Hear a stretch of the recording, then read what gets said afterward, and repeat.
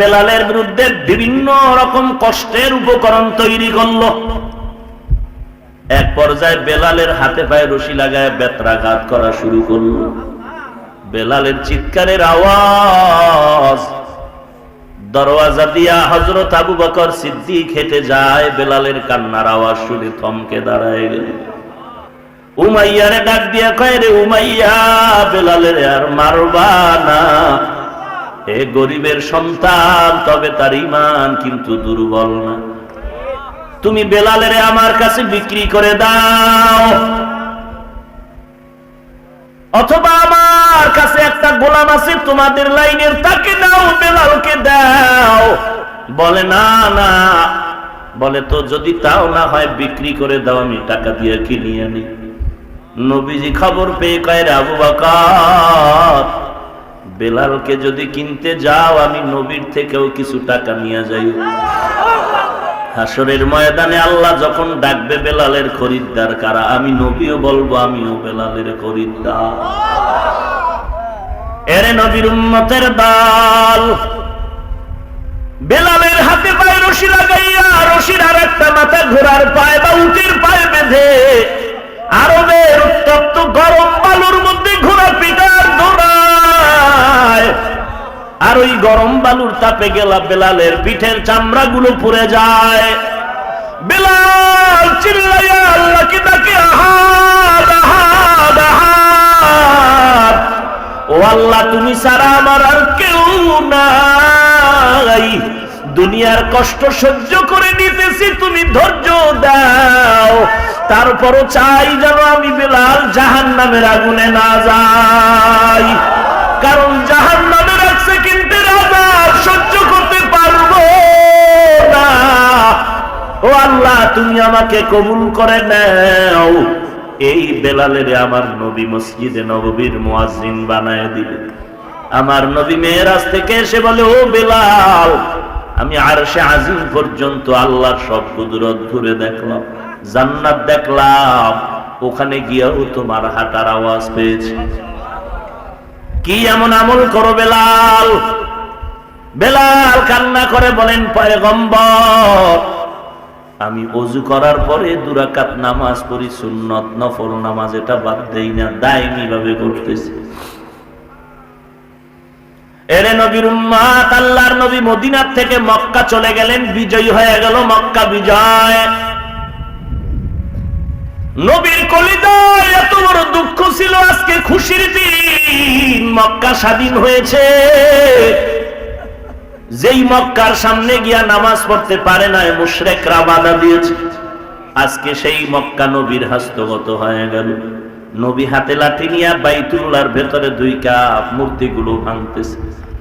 হযরত আলীকে বললেন, জমজমের পানি দিয়া ধুয়ে দাও, আজ আমরা খুশির কারণে বাইতুল্লাহে স্বাধীনভাবে বা জামাত যোহরের নামাজ পড়ব।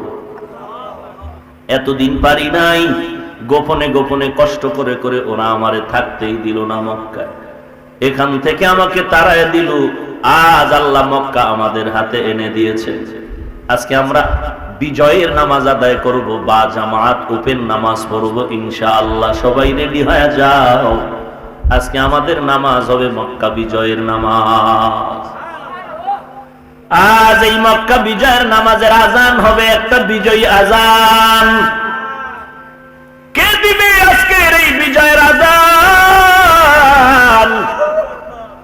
নবীজি মশওয়ারায় বসে গেলেন।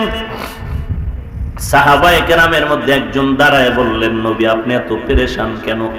আজকের বিজয়ের আজান আর কেউ দিবে না, একমাত্র হযরত আবু বকর দিবেন বিজয়ের আজান।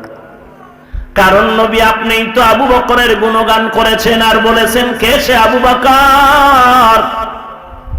হিজরতের দুঃখিনী রাত, কষ্টের রাত, আপনি ঘর থেকে বেরিয়ে রাতের আধারে যখন আবু বকরের ঘরের কিনারায় গিয়া আস্তে করে ডাক দিলেন, আবু বকর, লাব্বাইক ওয়া সা'দাইক ইয়া রাসূলুল্লাহ।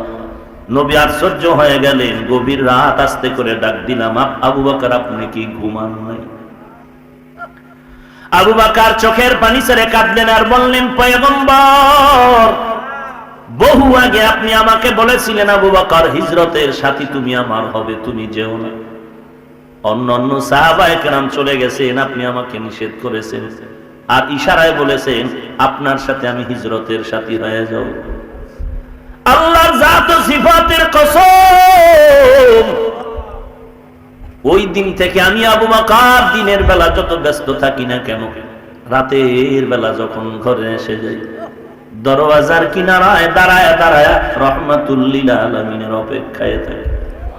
এক সেকেন্ড আমি ঘুমাই না, অপেক্ষায় কান সজাগ রাখি, কখন আমার মায়ার নবী এসে আবু বকর বলে ডাক দিবে। আমি যদি ঘুমায়া যাই আর নবী এসে যদি ডাক দেয়, দেরি হয়, শত্রু এসে আমার নবীকে ধরে ফেলবে। আল্লাহর কসম আমি আবু বকর ঘুমাই না। নবী কিছুই বলতে পারেন না, চোখের পানি ছেড়ে কান্না করেন। আবু বকর বলে নবী আমি একা ঘুমাই না, তা না, আমার ছোট মেয়ে আসমা তিনিও ঘুমায় না। প্রতিদিন নাস্তা বানায় বানায় অপেক্ষা করে, হিজরতের পথে নাস্তা দিবে নবীকে, অপেক্ষায় ঘুমায় না। নবী কান্না করেন। আবু বকর বলেন নবী আমার মেয়ে আসমা ঘুমায় না, শুধু তাই না, সফরের জন্য আমি 2টা উট কিনেছিলাম, বাহন হয়ে যাবে, একটু তাকায় দেখেন এই উট 2টা খুঁটির গোড়ায় বেঁধে রাখছি, এরাও ঘুমায় না। রাহমাতুল লিল আলামিন আসবেন, নবী এর উপরে উঠে মদিনায় সফর করবেন, উট ঘুমায় না। নবীজি কান্নার হালাতে বললেন আজকে আমার দুঃখের রাত, আমার মা নাই, আমার বাবা নাই। আমার দুনিয়াতে 2জন আপন লোক ছিল, আমার বিবি খাদিজা, আর একজন আবার আপন ছিল আমার চাচা আবু তালেব। যেই মক্কার মানুষ আমাকে দেখতে পারে না, এমন বিপদ। ওই সময় আমার আপন হয়ে বন্ধু হয়েছিল আমার খাদিজা। আমি হেরা পর্বতের গুহায় গিয়ে আল্লাহর ধ্যানে কাটাইতাম, মাঝে মাঝে দেখতাম খাদিজা ওই পাহাড়ে গিয়া নাস্তা নিয়ে হাজির হয়ে যেত। আমার আজ খাদিজাও নাই, আমার চাচা আবু তালেবও নাই, আমার মাও নাই, বাবাও নাই। ওরে আবু বকর তুমি আজকে আমার জন্য ঘুমাও নাই। এই গভীর কষ্টের রাত, আমার দুঃখের জিন্দেগির সফর, আমি বাইতুল্লাহর দেওয়ালটা ধরে ধরে কান্না করেছি আর বলেছি রে বাইতুল্লাহর দেওয়াল, মনে চায় না তোরে সারিয়া মদিনায় যাই। আল্লাহর ওয়াদা হয়েছে, বেঈমানের আমাকে থাকতে দিল না রে কাবা। আজকে আমি কান্না নিয়ে যাই, এক সময় হাসি মুখে আবার বাইতুল্লাহ চলে আসবো। ওরে আবু বকর আজ এই দুঃখের রাতে আমি আল্লাহর কাছে দোয়া করি, আল্লাহ আবু বকরের সফর আজকে শুরু হয়ে গেল, মদিনা পর্যন্ত শেষ না। আবু বকরের সফর শেষ হবে জান্নাতের মেহমানখানায়। ও পয়গম্বর কেন আপনি পেরেশান হয়ে গেলেন? আজান দিবে আবু বকর আর কেউ না। নবী বলেন বসুন। আর একজন দাঁড়ায় গেলেন, দাঁড়ায় কয় নবী আজ মক্কা বিজয়ের আজান দিবে ওমর আর কেউ না। কারণ ওমরের কারণেই তো ইসলামের পতাকা উড্ডীন হয়েছে, ওমরের কারণেই তো আমরা ওপেন কালেমার দাওয়াত দিয়েছি। আপনি নবী বলেছেন ওমরের ব্যাপারে লাউ কানা বাদি নবিয়্যুন লাকানা ওমর। আল্লাহর নবী বলেছেন আমার পরে যদি আল্লাহ কাউকে নবী বানাইতেন, আমার পরে ওমরকে আল্লাহ নবুয়ত দান করতেন। ও আল্লাহর নবী আজকে আজান দিবে ওমর আর কেউ না। আল্লাহর নবী বললেন বসেন, আর একজন দাঁড়ায়া বললেন নবী আজ মক্কা বিজয়ের আজান কেউ দিবে না, আপনার সাহাবী ওসমান। কারণ আপনার 2 জন মেয়ে বিবাহ করেছেন ওসমান। আপনি নবী যে ওসমানের গুণগান করে বলেছেন, লিকুল্লি নাবিয়্যিন রাফিকুন ওয়া রাফিকি ইয়ানি ফিল জান্নাতি ওসমানা। আল্লাহর নবী আপনি বলেছেন সকল নবীর বন্ধু হবে জান্নাতে, আপনার বন্ধু হবে ওসমান। ওই ওসমান আজকে আযান দিবে আর কেউ না। নবী বললেন আপনিও বসুন, আর একজন দাঁড়ায়া যান। আর একজন দাঁড়ায়া বললেন পয়গম্বর আজকে মক্কা বিজয়ের আযান দিবেন হযরতে আলী, আর কেউ না। কারণ যে আলীর জন্য আপনি দোয়া করেছেন, আপনি বলেছেন আনা দারুল হিকমা ওয়া আলিয়ুন বাবুহা, আপনি হলেন হিকমতের ঘর আর ওই ঘরের দরওয়াজা হলো হযরতে আলী। আজকে আলী আযান দিবে আর কেউ দিবে না। নবী বললেন আপনিও বসে পড়েন। নবী এবার চুপচাপ বসে আছেন। আল্লাহর নবী এবার অপেক্ষা করেন আযানের সময় মতো আল্লাহ কি ফয়সালা দিয়ে জিবরাইলকে পাঠায়। আল্লাহর নবী অপেক্ষা করতেছেন। আযানের সময় যখন ঘনিয়ে আসলো, আল্লাহর নবী দেখেন জিবরাইল আমিন হাজির। জিবরাইল আমিন এসে সালাম দিয়া বলেন নবী সিদ্ধান্ত আল্লাহর পক্ষ থেকে এসেছে, আপনাদের মশওয়ারা করেছে না। কেউ বলেছে আযান দিবে আবু বকর, কেউ বলেছে আযান দিবে ওমর, কেউ বলেছেন ওসমান, কেউ আলী। আল্লাহ তাআলার সিদ্ধান্ত এসে গেল আজকের এই মক্কা বিজয়ের আযান আবু বকরের কণ্ঠে হবে না, আজকের মক্কা বিজয়ের আযান ওমরের কণ্ঠেও হবে না, আজকের মক্কা বিজয়ের আযান ওসমানের কণ্ঠেও হবে না, আজকের মক্কা বিজয়ের আযান হযরত আলীর কণ্ঠেও হবে না। আল্লাহ তাআলার সিদ্ধান্ত আজকের বিজয়ের আযান হবে আফ্রিকার জঙ্গলের সেই বেলাল। বেলালের কণ্ঠে হবে মক্কা বিজয়ের আযান। আমার নবী চোখের পানি ছেড়ে কাঁদেন আর বলেন কই বেলাল কই, ও বেলাল আয় আয়, তোর কপাল এত ভালো। আল্লাহর পক্ষ থেকে সিদ্ধান্ত বেলাল তোমার কণ্ঠে আজ আযান দিতে হবে। আল্লাহর সিদ্ধান্ত রে বেলাল আয়, আজকে বিজয়ের আযান তোমার কণ্ঠে দিতে হবে। এরে নবীর উম্মতের দল, যেই বেলাল আল্লাহর নবীর কদম ছাড়ে না, যেই বেলাল আমার আল্লাহর গোলামি বন্ধ করে না, এত কষ্ট দুনিয়ার সব কষ্ট স্বীকার করে নিলেন, তারপরও আল্লাহর মোহাব্বত ছাড়ে না। উহুদের ময়দান মদিনার থেকে একটু দূরে, বেশি দূরে না, হেঁটে গেলে 15-20 মিনিটের সময়। ওই উহুদের যুদ্ধ যখন চলতেছে, নবী যায়, বেলাল বলে নবী আমিও যেতে চাই যুদ্ধের ময়দানে। আল্লাহর নবী বললেন না না বেলাল, তুমি সময় মতো আযান দিয়া নামাজ পড়িও, উহুদের ময়দানে যেতে হবে না। কেমন বেলাল আমার নবীর পাগল, মাথার টুপি ফালায় না, গোসলের টাইমেও টুপিটা মাথায় চেপে ধরে গোসল দেয়। নবীজির সুন্নাত আমি মাথার থেকে ফালাবো না। ওই বেলাল উহুদের ময়দানে না যাইয়া নবীর আদেশের মানতে গিয়া মসজিদে নববীতে আযান দিচ্ছেন, হাইয়া আলাস সালাহ হাইয়া আলাল ফালাহ। এমন সময় বেলালের কানে আওয়াজ, উহুদের ময়দানে নবী নাই, নবী নাই, নবী নাই। বেলাল আর আযানের শব্দ না বাড়ায়া দৌড়ায়, উহুদের ময়দানে দৌড়ায়। বেলাল যেই টুপি গোসলের সময় মাথার থেকে ফালায় না, এখন সেই বেলালের টুপি বাতাসে ফালায় দিল, খবর নাই। বেলাল উহুদের ময়দানে দৌড়ায়, সবাই ডাকে বেলাল দাঁড়াও, বলে না না না দাঁড়াবো না, আমি আযান দিব সেই নবীর জন্য, সেই নবী নাই, সেই নবী নাই নাই। আমি কার জন্য আযান দিব? ওই নবী যদি না থাকে আমি বেলালের আযান আর কণ্ঠে আসবে না। এরে নবীর উম্মতের দল, ইমানটারে মজবুত করো সাহাবায়ে কেরামের মতো ঈমান। এরে যুবক আল্লাহর গোলাম, কোন দিন জানি মরণের ডাক এসে যায় জানা নাই। আল্লাহর দরবারে তওবা করো, আর গুনাহের কাজ করবো না। জান্নাত যদি পেতে চাও ঈমান মজবুত করো, নেক আমল করো, গুনাহের কাজ ছেড়ে দাও রে যুবক। কারণ গুনাহগারের জন্য আল্লাহ জাহান্নাম বানায় রাখছেন। ইন্নাল আবরারা লাফি নাঈম